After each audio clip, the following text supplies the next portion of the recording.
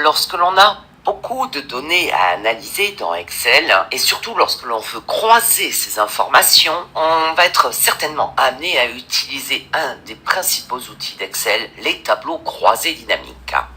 Si vous regardez bien, ici j'ai une source de données avec des dates de commande, avec ici des clients, des montants, des vendeurs, des destinations.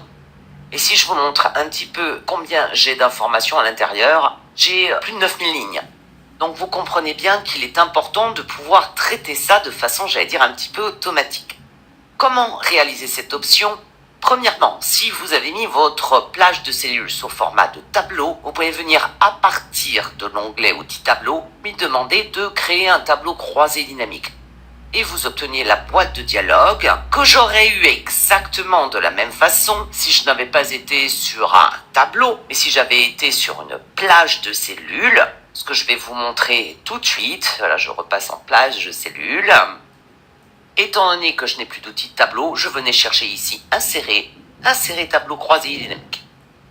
Première étape, Excel a automatiquement sélectionné la totalité de ma plage de cellules, à condition bien évidemment de respecter la structure, jamais de lignes entièrement vides, jamais de colonnes entièrement vides, et il ne faut pas de lignes ou de cellules fusionnées pour que Excel sache sur chaque colonne correspondante quelles sont les valeurs.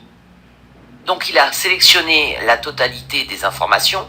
J'aurais pu utiliser également une source externe. Là, c'est dans le même classeur. Et puis je vais lui demander où est-ce qu'il doit créer en fin de compte ce tableau croisé dynamique. Sur la feuille existante, généralement, étant donné que les analyses qu'on va pouvoir faire sont à géométrie variable, on va lui demander de créer une nouvelle feuille de calcul. Voilà qui est fait. Et j'ai ici ma structure de tableau croisé dynamique que je vais pouvoir travailler grâce à ce volet d'information. J'ai également des outils qui arrivent par rapport à mon tableau croisé dynamique. Toujours le même principe, je vois ces onglets supplémentaires parce que je suis dans mon tableau croisé dynamique. Si je viens cliquer ici, je ne vois plus les outils et je ne vois plus le volet non plus. Donc je me repositionne ici. Volet qui bien évidemment est repositionnable, à savoir que vous pouvez le déplacer, vous pouvez en changer la taille, etc. Si vous faites à nouveau un double clic dessus, il va se remettre à sa place sur le côté. Et puis c'est là que je vais commencer à faire mes analyses. À savoir que ce qui m'intéresse, moi, c'est d'obtenir peut-être un résultat ventilé par différents critères. Ce sont les lignes, les colonnes ou les filtres. En l'occurrence ici, moi je veux analyser mon chiffre d'affaires. Donc je vais prendre le champ qui s'appelle montant. Si je clique ici, le champ qui s'appelle montant va aller se positionner directement là. Ça tombe bien, c'est ce que je voulais. Mais si dans un tout premier temps, j'étais venu chercher par exemple les clients, automatiquement le champ aurait été ici mis en ligne.